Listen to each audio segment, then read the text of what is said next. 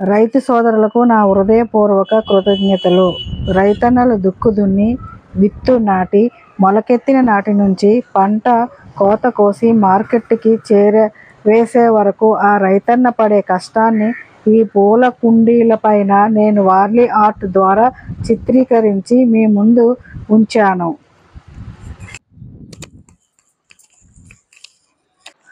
ఒక గ్రామంలో రైతు ఇల్లు. తెల్లవారింది. సూర్యుడు, కాకులు నీళ్లు బోర్ దగ్గర పడుతున్నారు. ఇక్కడేమో దంచుకుంటున్నారు, ముగ్గు పెట్టుకున్నారు. రైతులు కోడి కోస్తుంది.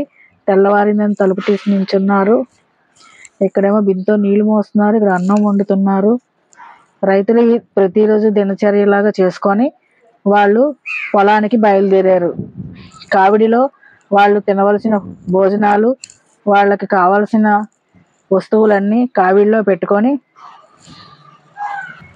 భుజంపై నాగలు పట్టుకెళ్తున్నారు.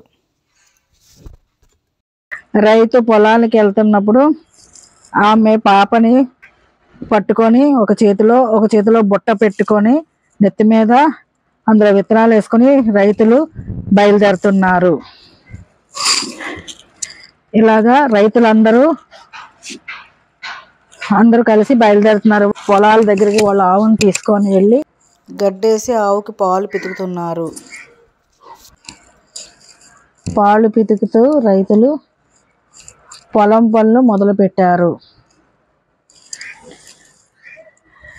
దుక్కు దున్నుతున్నారు. ఇక్కడ విత్తనాలు వేస్తున్నారు.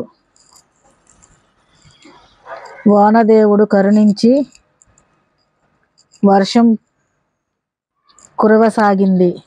కొన్ని రోజులకి భూమిలోంచి మొలకలు మొదలయ్యాయి. ఆ ఆనందానికి భగవంతుడికి రైతులు దండం పెట్టుకుంటున్నారు. పంట చేతికి వచ్చేసింది.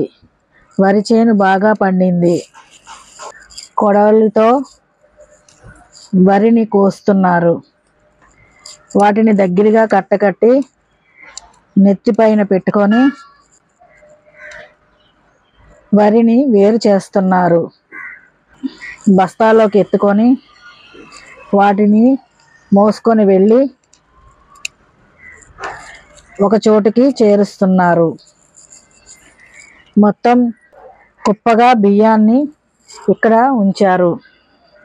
తర్వాత చాటలతో బస్తాలోకి నింపుతున్నారు. ఆ బస్తా నెత్తి మీద పెట్టుకొని బండిలోకి ఎక్కించారు. ఆ రైతన్నలు బండిలోకి ఎక్కించిన తర్వాత కొంత దూరం వెళ్ళి విశాఖ 2024 ఆర్గానిక్ మేళా సేంద్రియ పంటలు తీసుకొని వెళ్ళారు. రైతులందరూ ఆనందంతో చిందులు వేస్తూ మేళ తాళాలతో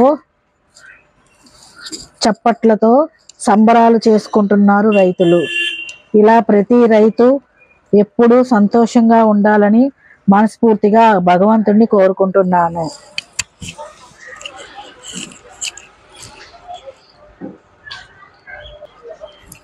జై జవాన్, జై కిసాన్.